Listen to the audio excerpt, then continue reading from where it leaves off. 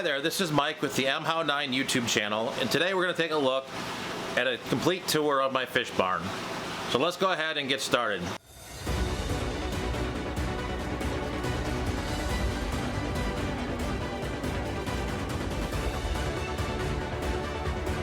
We're going to start with the outside view of the fish barn. This is in the back of my property. It is basically a 1.5 car garage that is got 2 levels on it, and decided to move the fish out here earlier this year, free up some space inside the house. So let's go ahead and go inside and have a look. All right, we are now at the front door of the fish barn. We're gonna go on in and we'll go ahead and walk around.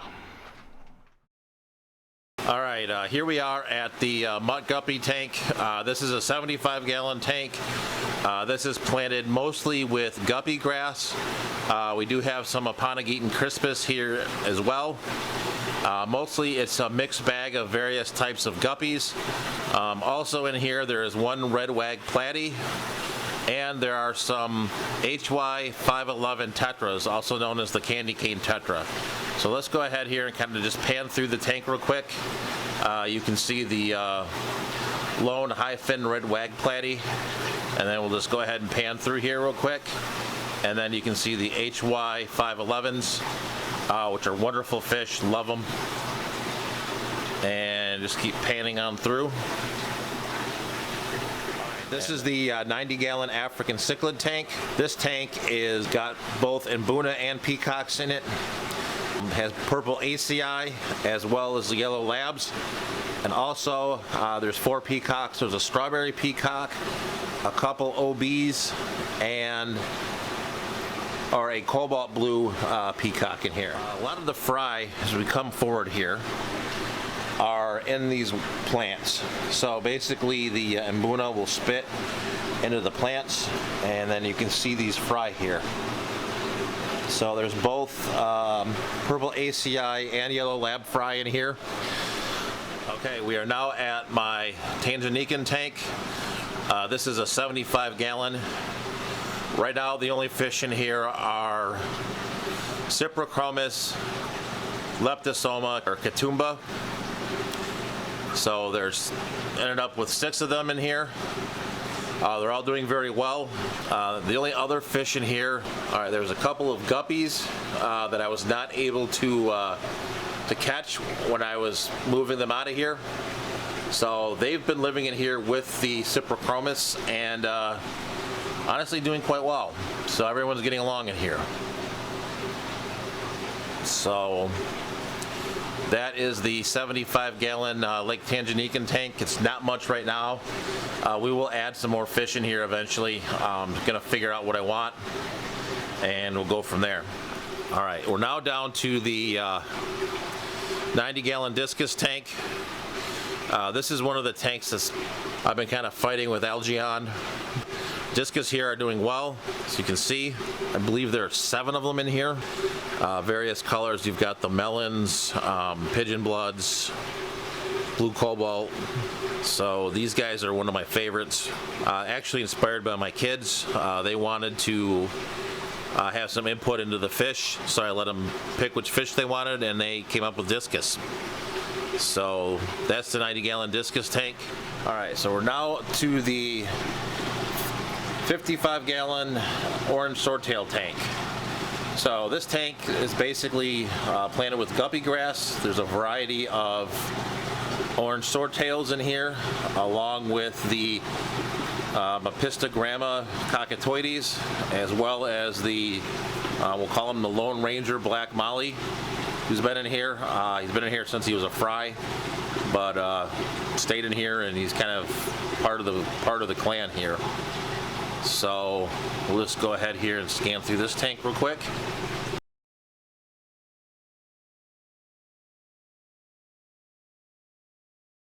This is my 29-gallon black-bellied Limia tank, Limia nigrofasciatus. This fish is one of my favorites in the fish barn. As you can see, pretty active, great coloration. They get kind of a purplish sheen to them. This tank also has some Marco rock as well as some of the guppy grass in here. But like I said earlier, this is some of my favorite fish in the fish barn. Now we come to the Scyphia lurme tank. I do have a pair of Scyphia lurme in here. This is another 29. This tank also has some guppy grass in it as well. These fish have not spawned yet.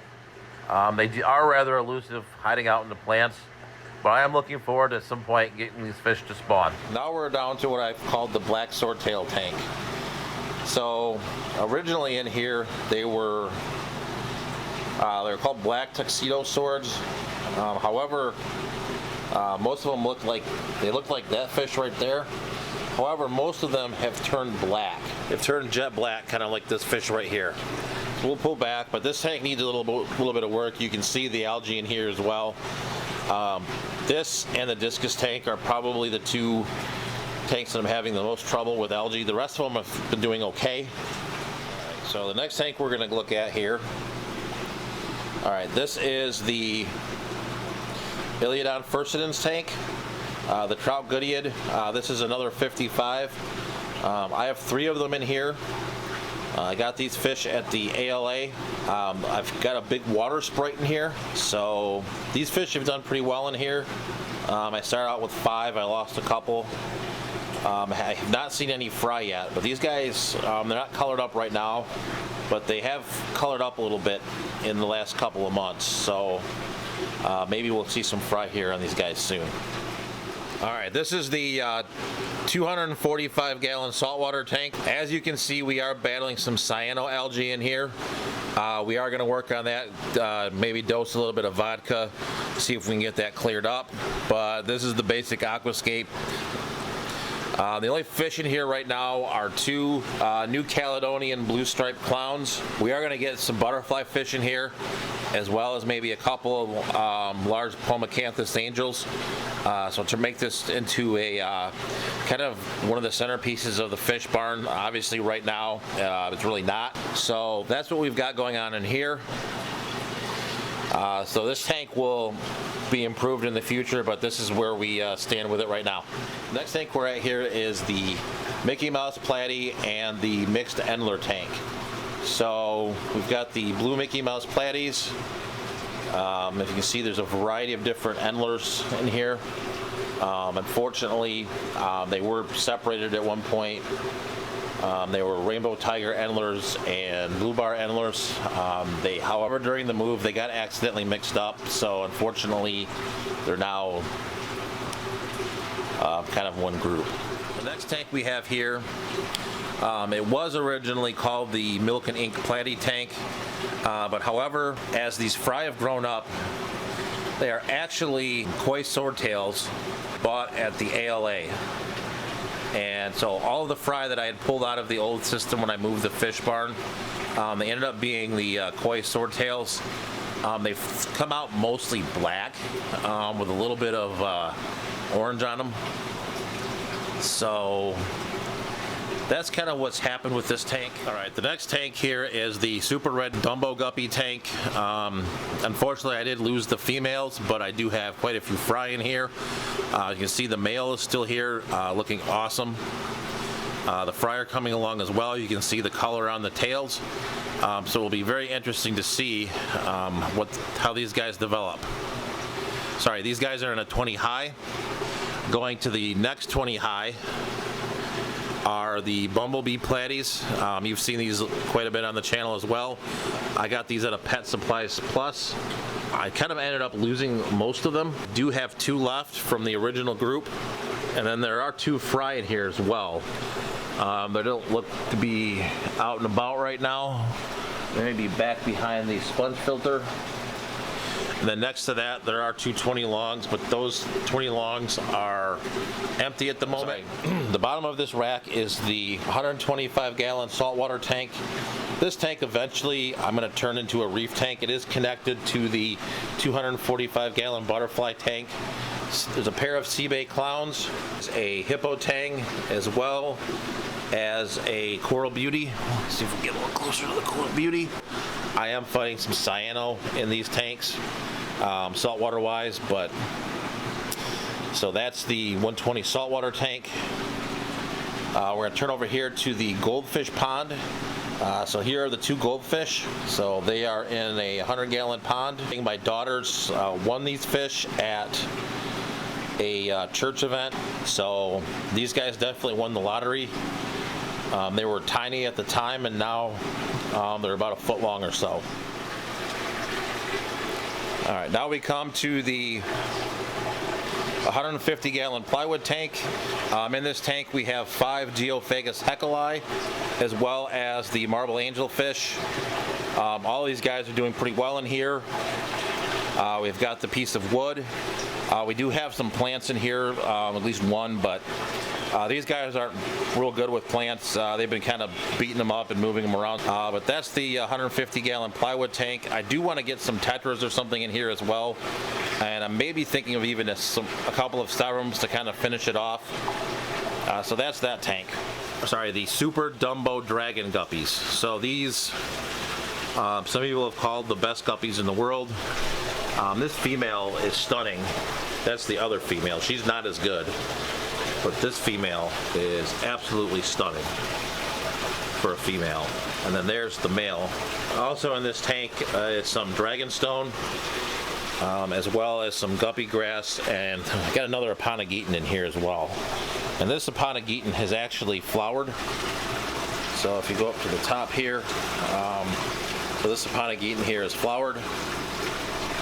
All right, we've now moved upstairs to the clownfish breeding setup. The first tank we come to is the Latizinatus pair.